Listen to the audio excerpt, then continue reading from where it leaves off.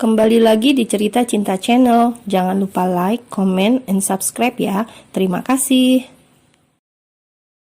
Suara ketukan pintu yang cukup keras menggema di ruang tamu. Hari sudah gelap, tidak banyak orang berlalu lalang. Hanya 1-2 orang menuju masjid guna melaksanakan ibadah. Begitupun si tuan rumah yang baru saja melewati salam. "Siapa yang datang malam-malam seperti ini, Nan?" tanya Ajeng masih duduk bersahaja di atas sajadah. "Nggak tahu, biar aku lihat dulu, kakak jangan keluar," pesan Hanan beranjak. Pemuda 18 tahun itu membukakan pintu. Nampak 2 pria dewasa yang cukup dikenal, seseorang yang dulu pernah menyambangi rumahnya dan juga yang datang sebagai walinya dengan alasan lain. Dan fakta mengejutkan, suami sementara dari kakaknya. Seketika kebaikan tempo lalu seakan luntur mendengar cerita Ajeng dengan perjanjian konyolnya. Pemuda itu terdiam tanpa mempersilahkan masuk, membuat Abi langsung pada tujuannya datang. "Hanan, di mana kakakmu? Aku tahu dia di sini," tukas Abi langsung menyerobot masuk tanpa permisi. "Iya, memang Kak Ajeng di sini. Kalian mau apa?" tanya Hanan dingin. "Aku mau menjemputnya pulang. Di mana dia sekarang?" Suara perdebatan keduanya membuat Ajeng melangkah keluar. Dirinya tidak pernah berniat menghilang, hanya menepi sejenak. "Aku tidak mau pulang. Aku punya pilihan untuk tinggal dimanapun, termasuk di sini. Kamu tidak perlu khawatir dengan kandunganku. Aku akan datang ke rumah sakit sesuai jadwal sesar dari dokter Stella." Ajeng keluar tanpa melepas mukenanya. "Tapi aku berhak membawamu pulang. Kurang 2 minggu yang tersisa. Bagaimana aku percaya dan tahu kondisimu baik-baik saja kalau ponselmu saja bahkan dimatikan?" "Aku butuh ketenangan, Tuan Abi yang terhormat. Jadi tolong jangan mengusikku selama waktu yang tersisa," tekan Ajeng yang membuat Abi sedikit tersinggung. "Kamu lupa hubungan kita seperti apa? Bagaimana dengan lingkungan tempat tinggalmu? Ayolah, bersikap menyayangi diri sendiri. Kamu lebih aman tinggal di rumah lama. Dengan begitu, statusmu aman. Aku khawatir dengan lingkungan tempat tinggalmu yang tidak bersahabat menjelang lahiran. Tolong pikirkan, kalau memang perlu, Hanan boleh ikut ke sana untuk tinggal bersamamu," ucap Abi lembut. Tidak pula terdengar memaksa, lebih kepada takut menjelang lahiran banyak tekanan dari luar yang akan menyebabkan kondisi Ajeng tidak baik-baik saja. Abi jelas menahan kesal dan marah atas sikap Ajeng yang kurang kooperatif. Dia tiba-tiba menghilang tanpa kabar. Apa menjamin 2 minggu ini akan lurus-lurus saja? Kali ini pria itu sukses menutupi rasa marahnya dengan menatap wajahnya yang teduh, seakan semua amarah itu luruh. "Aku sama sekali tidak keberatan kakak tinggal di sini. 2 hari baik-baik saja. Jangan pergi bila tak nyaman," cegah Hanan membentengi, meyakinkan kakaknya yang terlihat bimbang. "Jangan khawatir, Hanan, 2 minggu saja. Tolong kamu sering datang ke tempat kakak ya. Setelah semua berakhir, aku akan menghubungimu untuk menjemputku," pesan Ajeng menenangkan adiknya yang terlihat begitu berat melepas kepulangannya. Ajeng terpaksa mengikuti saran Abi. Setidaknya ia merasa lega lantaran Hanan akan berkunjung ke rumahnya. "Lain kali kalau butuh apa-apa bilang. Setidaknya aku bisa panggil Hanan ke rumah, bukan kamu yang repot ke sini. Untung kamu baik-baik saja. Aku khawatir banget tadi," ucap Abi mengomel. Tangannya terulur mengusap perut Ajeng yang sudah membuncit sempurna. Ajeng tidak menyahut, kesal sebenarnya dengan pria yang duduk di sampingnya itu. Mereka tengah perjalanan pulang di dalam mobil. Perempuan itu memilih diam, membiarkan pria itu mengoceh sendiri. Ajeng sengaja mengabaikan dengan mengalihkan tatapannya pada jendela mobil. Sampai di rumahnya cukup malam. "Anto, kamu boleh pulang. Besok langsung datang saja ke kantor. Mungkin aku akan sedikit terlambat." "Siap, Tuan," jawab pria itu pamit.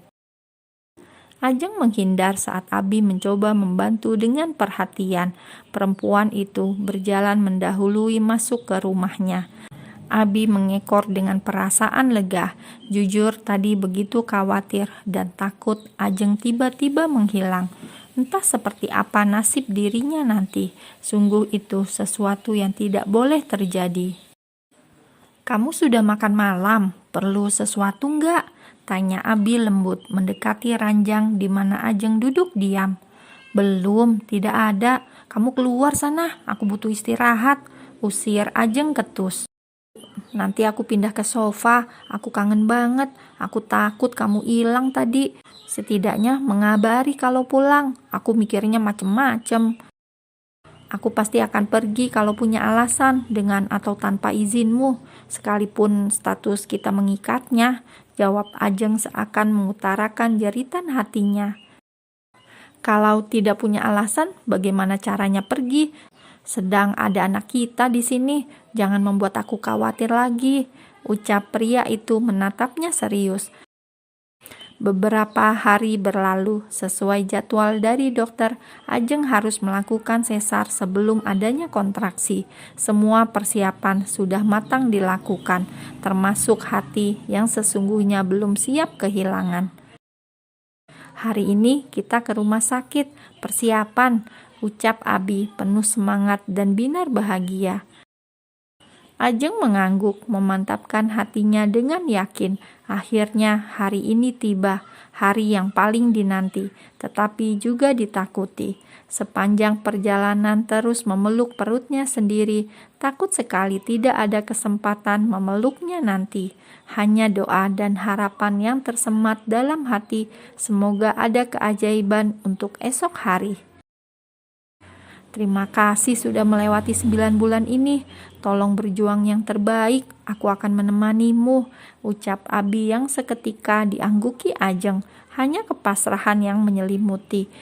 Bahkan terdiam sembari memejam saat Abi tanpa sadar mencium keningnya sebelum masuk ke ruang operasi. Pria itu menanti dengan tidak sabar, bahkan selama proses berlangsung, terus menggumamkan doa kebaikan untuk keduanya. Hatinya begitu gelisah. Beginilah rasanya khawatir dan takut kehilangan. Bahkan suara tangisan pertama yang terdengar membuat hatinya bergetar. Setitik bening kristal tanpa sadar jatuh di sudut matanya. Ia menatap haru mendekap malaikat kecil yang langsung diberikan padanya untuk diazani. Ajeng masih terbaring lemah, sudah dipindahkan ke ruang perawatan, sedang bayi mereka ditempatkan di ruangan khusus. Sementara Abi masih di rumah sakit menemani istrinya sambil menunggu kedatangan Vivi. Istrinya sudah dikabari sejak pagi harinya, namun belum kunjung datang. "Apa aku boleh melihat bayinya? Aku harus memberinya ASI," pinta Ajeng dengan tubuh yang masih lemah. "Tidak boleh, anak itu tidak boleh minum ASImu, nanti tidak baik setelahnya," sambar Vivi yang siang itu baru datang. Abi terdiam bingung. Benar saja, memang kata Vivi, kalau ASInya diberikan, takutnya tumbuh ikatan batin yang terlalu dalam dan nantinya susah untuk dipisahkan. Sementara di sisi lain, nalurinya bertentangan, merasa kasihan dengan Ajeng dan tentunya bayi mungil itu yang benar-benar butuh ASI murni dari sumbernya. "Mas, pokoknya kalau kondisi bayi itu sudah boleh dibawa pulang, kita langsung bawa pulang saja. Aku tidak mau berurusan lagi dengan perempuan itu," ucap Vivi yang jelas membuat Ajeng terdiam dalam tangis. Tak punya kemampuan untuk berbuat sesuatu yang lebih, hatinya begitu sakit. Rasa sakit pasca operasi tak seberapa dengan luka batin atas perpisahan ini.